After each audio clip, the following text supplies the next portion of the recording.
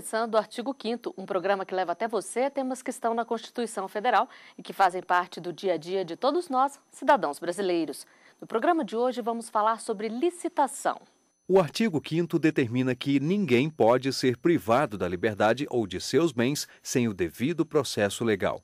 Assegura ainda a razoável duração do processo e os meios para garantir a tramitação rápida. E para falar sobre o processo de licitação, nós temos dois convidados no estúdio do Artigo 5º.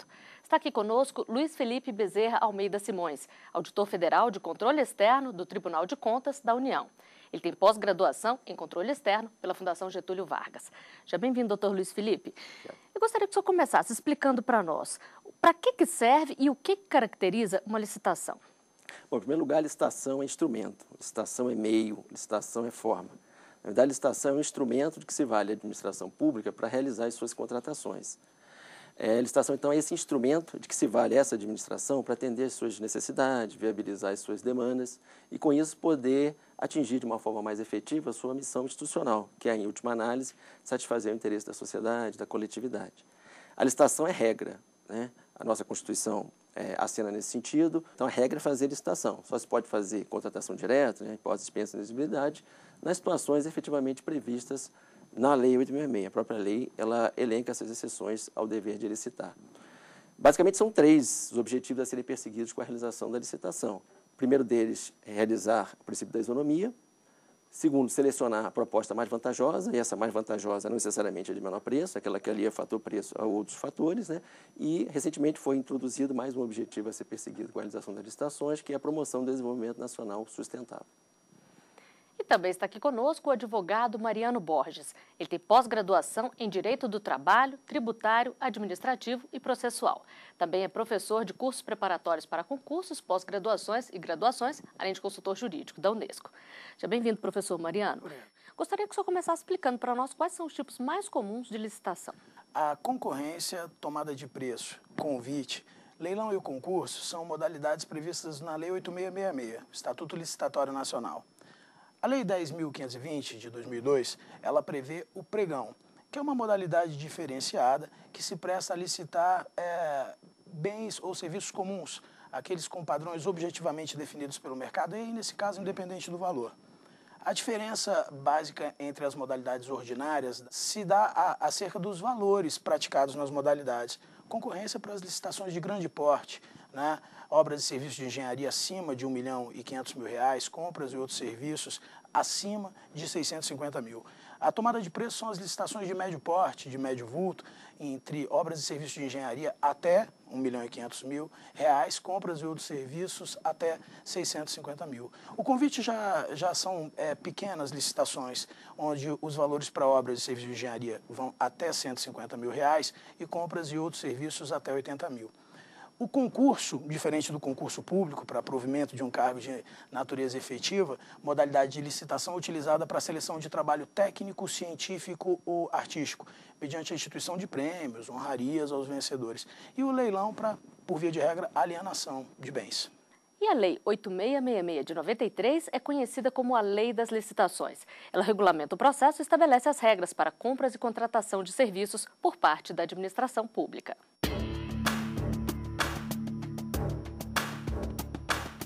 Pavimentação de ruas, funcionários da limpeza, viaturas policiais. Tudo isso é contratado por meio de licitação, processo que sempre foi muito utilizado, mas só virou lei em 1993. No começo se buscava o menor preço. Veio, ultimamente, o princípio instituído de forma constitucional, o princípio da eficiência. Se busca agora não o menor preço mais, e sim o melhor preço.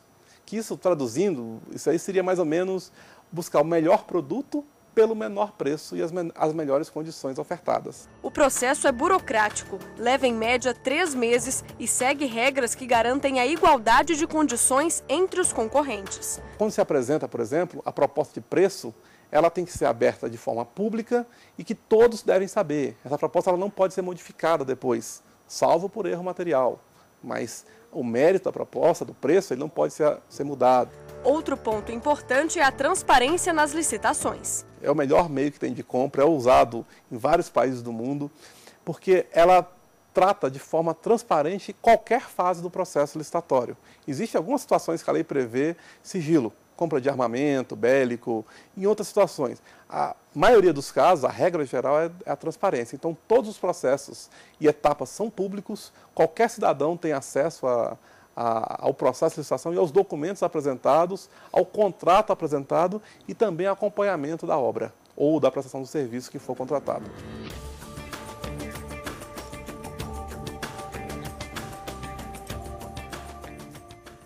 Doutor Luiz Felipe, de que forma que o cidadão pode acompanhar esse processo? Onde é que essas informações ficam disponíveis? Bem, de forma até a prestigiar esse princípio da transparência, foi editada em 2011 a Lei 12.527, que é a Lei de Acesso às Informações, né? Então, por conta dessa lei, por força dessa lei, órgãos e entidades estão obrigados a divulgar informações relativas à dinâmica, ao dia a dia da administração. Entre essas informações se incluem as licitações e os contratos. Então, todos os órgãos e entidades da administração estão obrigados a, no seu sítio eletrônico específico, na internet, disponibilizar informações relativas ao andamento das licitações, à situação dos contratos. Então, uma excelente forma de controle por parte do cidadão.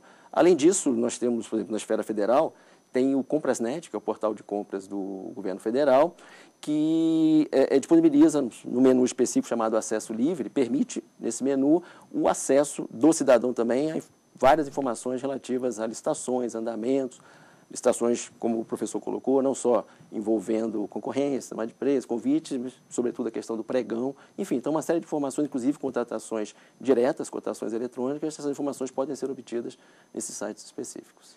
E essa transparência, professor, ajuda mesmo a evitar fraudes? Sem dúvida nenhuma, a transparência é preponderante. A transparência, ela facilita, amplia a possibilidade de controle, né, pela própria administração pública, através dos seus órgãos de controle, controle interno, controle externo, bem como o controle, que é muito importante, que é o controle realizado por toda a sociedade, né? A sociedade, como o professor falou com propriedade, pode, se querendo visualizar, impugnar, se ater a participar de uma maneira direta do processo. De que forma tem que ser feita a publicidade das licitações? O artigo 21 da Lei de Licitações, ele prevê a necessidade de divulgação da realização e das suas devidas antecedências e prevê também os prazos para cada uma das modalidades. A gente pode, assim, por exemplo, em se tratando de uma licitação na modalidade de concorrência, que se adota o critério de julgamento melhor técnica ou técnica e preço. Bom, nesse caso, a lei fala, olha, antecedência mínima de 45 dias. Se a licitação é um concurso, a lei já prevê também no dispositivo uma publicação também com prazo atinente de 45 dias. A gente pega o pregão, que é uma modalidade mais célere, mais ágil, cheia de peculiaridades, justamente para buscar, através dessa celeridade, tornar também o procedimento mais barato, né, porque torna bem mais simplificado. O pregão também, nesse caso, tem uma publicação mais breve, né, e nesse caso se fala em 8 dias úteis. Então, a lei prevê e existem outros atos administrativos regulamentando também a necessidade e a importância dessa publicidade. Como é que é feito, doutor Luiz Felipe, o controle, tanto do processo quanto depois do cumprimento da contratação do serviço e dos produtos? A própria lei, no seu artigo 67, prevê que os contratos, ou seja, a execução desses contratos deve ser acompanhada e fiscalizada, dentro da questão da fiscalização, por um fiscal, um representante da administração formalmente designado. Tá? Quando a lei fala não necessariamente precisa ser só no caso numeral, né? Pode ter uma equipe de fiscalização zelando para que aquilo que foi definido no contrato seja efetivamente realizado, né? Essa é a fiscalização no seu sentido estrito, né? Mas, tratando agora da fiscalização no seu sentido amplo, falando na questão do controle, nós temos aí o controle da administração pública, né? Sua função administrativa se dá basicamente de 4 formas, entendo eu. O controle administrativo, o controle judicial, o controle legislativo e, como o professor bem colocou, a questão do controle social, né? efetivado aí pelo cidadão. Então, no que tange a controle administrativo mesmo, é a própria administração que pode rever seus atos, né? E deve inclusive, anulá-los no caso de ilegalidade. Então, esse controle administrativo, feito pelo próprio órgão, entidade da administração, né, derivado do seu poder geral de cautela, e também no âmbito do próprio poder, existe o que a gente chama de controle interno, também no âmbito do controle administrativo, esse controle interno que é exercido dentro de cada poder. Então, no que tange a controle legislativo, ele é exercido basicamente pelo Congresso Nacional, na esfera federal, com auxílio de tribunais de contas. E isso aí é replicado nas outras esferas administrativas, né? Outros entes federativos, né? As suas assembleias legislativas, tribunais de contas específicos, né? O controle judicial também é possível, né? Basicamente por força da Constituição, né? A Constituição diz que nada pode ser excluído da apreciação do Poder Judiciário, então há um controle efetivo também judicial, no que tange basicamente a legalidade desses atos praticados, e o outro controle seria esse controle social exercido pelo cidadão com os instrumentos que lhes são oferecidos. Professor Mariano, e uma empresa que ela vence uma licitação e não oferece o produto ou serviço da forma como foi combinado, ela pode ser impedida de participar de novas disputas, novas concorrências? O que acontece com ela? Olha, a lei ela prevê inúmeras, não só penalidades, como advertências, como multas, como até a própria declaração de inidoneidade, né? Lá nos artigos 86 até 88 se combinam as penalidades. Tem algumas situações onde, dentre os artigos 89 a 99, até tipificam algumas condutas como crimes. E isso acontece também na Lei 10.520, que no artigo 7º também prevê algumas situações tipificando como crimes. E aí, nesse caso, quando a gente fala do pregão, pela facilidade do procedimento, onde não se exige, por exemplo, a garantia, e em contrapartida, o legislador combinou penalidades muito mais gravosas. Isso também é claro também no Decreto 5450, que regula o pregão na modalidade eletrônica, onde também são ali previstas penalidades. Proibição de contratar, proibição de licitar, multas, suspensão. E quais são os principais requisitos para uma empresa que quer participar de uma licitação? Uma empresa estrangeira, por exemplo, pode participar também? Olha, tem os requisitos de habilitação do processo licitatório, né? Habilitação jurídica, habilitação técnica, habilitação econômico-financeira, comprovação de regularidade fiscal, comprovação de que não explora trabalho infantil, são requisitos de habilitação básica. Existe o cadastro de potenciais fornecedores. O cadastro de fornecedores é algo assim muito importante, porque facilita muito para a administração, essencialmente, conhecer melhor aquele que com ela eventualmente venha contratar, né? Além disso, para aquele que licita com muita frequência, torna mais rápido, mais ágil, né? Está ali tudo pronto. Poder participar, pelo menos uma vez ao ano, ela deve realizar um chamamento público. Para quê? Para que novos interessados venham integrar esses cadastros e que os já cadastrados venham atualizar os seus dados. Podem sim. Na modalidade de concorrência, pode haver, a modalidade, aliás, regra para promover os certames internacionais. Mas nas tomadas de preço, né, o órgão ou a entidade possuindo o cadastro internacional de fornecedores também poderão haver licitantes internacionais, estrangeiros, empresas estrangeiras, e no convite, eventualmente, ainda que seja exceção, não havendo fornecedor do bem ou serviço no país, é possível também, apesar do pequeno vulto. Bom, e no próximo bloco você vai saber mais sobre licitações. O artigo 5º volta já.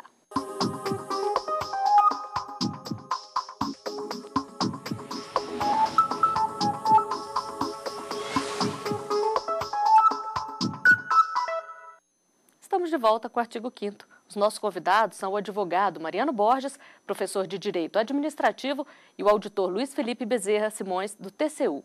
No programa de hoje estamos falando sobre licitação. O processo é regido pelos princípios básicos a toda atividade administrativa, como legalidade, impessoalidade, moralidade, publicidade e eficiência. E a regra é que toda compra ou contratação do governo seja feita por licitação. Mas existem algumas hipóteses em que ela pode ser dispensada, como em caso de situação de emergência ou de calamidade. Professor Mariano, de forma geral, quando é que a licitação não é exigida ou pode ser dispensada? Olha, a lei 8666, ela prevê as dispensas e as inexigibilidades. O artigo 17 fala da licitação dispensada e o artigo 24 da dispensável. O artigo 25 fala da licitação inexigível. Ela é inexigível pela singularidade. Licitação, como o professor falou, é uma competição, onde se busca não só a melhor proposta, mas aquele que se demonstre o melhor licitante. Ela é inexigível quando eu não tenho competição pela singularidade do objeto. Então, assim, eu não teria como fazer uma licitação para contratar um artista consagrado, porque eu só tenho ele, ou para comprar um quadro de um artista famoso, não é? Ela é dispensada quando a administração pública quer um direcionamento, por exemplo, dação em pagamento de um bem imóvel.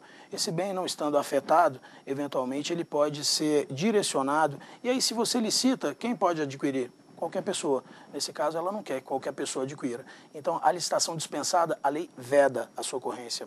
Quando ela é dispensável, atende a faculdade da administração para satisfação do interesse público. Alguns casos, como quando não se socorrem interessados à licitação, não é? Ou quando ninguém consegue se habilitar no procedimento. Eventualmente, em razão dos valores também. E esses casos de situação de emergência? Não acontecem muitos abusos, situações que são tratadas como emergência quando não seriam, na verdade, doutor Luiz Felipe? Tem se constatado que muitas situações emergenciais, elas decorrem da falta de planejamento. Então, o que a gente tem observado é que a falta de planejamento é que dá ensejo às situações emergenciais. A lei é muito clara no que tange aos pressupostos para a contratação emergencial. Basicamente, são 3, né? E esses pressupostos têm que estar devidamente demonstrados, né, no âmbito de um processo de contratação. Primeiro, tem que haver uma situação, obviamente, de emergência ou de calamidade pública, né? Quando há calamidade pública, obviamente, a emergência está embutida, mas existem muitas situações emergenciais que não necessariamente envolvem calamidade pública, mas isso é pré-requisito. Segundo, tem que haver urgência no atendimento da situação, ou seja, se nada for feito, isso pode gerar um comprometimento, prejuízo para a segurança de pessoas, integridade de bens, do patrimônio, etc. E terceiro pressuposto, somente para os bens, serviços e obras que forem necessários para contornar aquela situação emergencial. Então, o que a gente tem percebido é que os órgãos de controle se preocupam em, diante de casos concretos, verificar a presença desses 3 pressupostos. E, na maioria das vezes, o que tem sido constatado é que a emergência, ela muitas vezes decorre da falta de planejamento.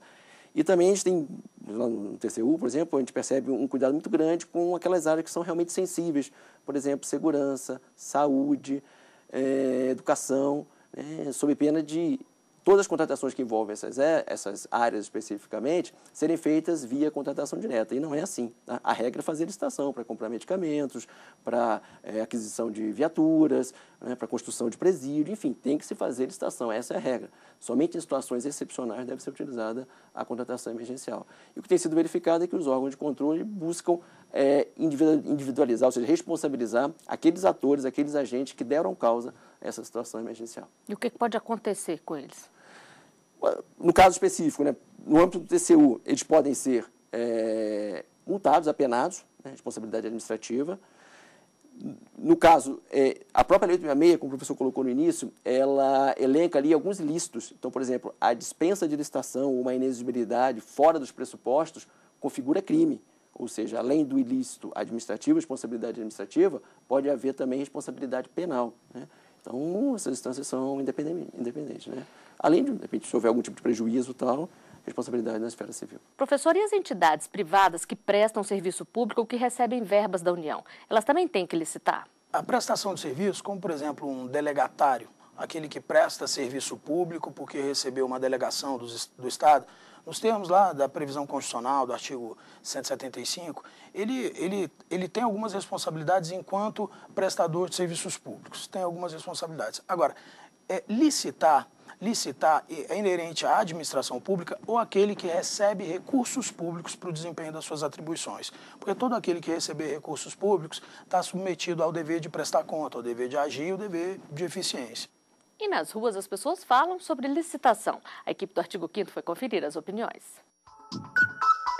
Tem que ter mais fiscalização, claro, porque desse jeito que está, eles fazem o que quer, quando quer, o dia que quer, não dá. Eu vejo assim, que eles fazem próprio benefício, então eles não querem essas fiscalizações a fundo para poder comprometê-los. Onde não tem uma boa supervisão, uma gerência boa, acontece nessas fraudes, né? Em todo lugar está acontecendo. Todos os dias a gente está vendo, né? Eu acho que os contratos são combinados, a gente sabe que são, né? A gente ouve pessoas envolvidas diretamente no assunto falando, né? Então há uma combinação e já se sabe quem vai ganhar. A gente nunca tem certeza, não há transparência e quando a gente vê, através de vocês, o veículo da imprensa que nos passa esse tipo de informação. Doutor Luiz Felipe, o cidadão comum ele pode denunciar se souber, por exemplo, de uma combinação, como disse um dos entrevistados? Não só pode, como deve, né? A própria Constituição lhe confere essa prerrogativa, né? Esse poder de formular essas denúncias, né? Ao Ministério Público, aos próprios tribunais de contas, controle interno, né? Então, ele deve, né, denunciar, ainda mais agora com essa lei recentemente editada envolvendo a lei de acesso à informação, princípio da transparência e tal. Ele terá à sua disposição mais informações e essas irregularidades envolvendo licitação. Se ele identificar possíveis irregularidades envolvendo licitações, envolvendo contratos, ele não só pode, como deve denunciá-la a esses órgãos que têm competência para atuar. Professor Mariano, a gente viu aí que as pessoas desconfiam muito do processo de licitação. O que precisa ser feito para evitar fraudes? Olha, a transparência é essencial. A transparência, sem dúvida nenhuma, é essencial, é um instrumento, porque através da publicidade se amplia a transparência e com ela a possibilidade de controle, através de vários veículos. O professor falou com muita propriedade, mas o que é importante, necessário, é também uma ampliação cultural do conhecimento da atuação dessa administração que está presente em toda a atuação da sociedade. Quando o sujeito anda no carro, ele está vendo uma placa dizendo para ele transitar em uma velocidade, ele está sujeito a pegar um transporte público, que é um serviço público, e muitas vezes sem saber do que se trata, sem saber que ali é uma atuação do Estado.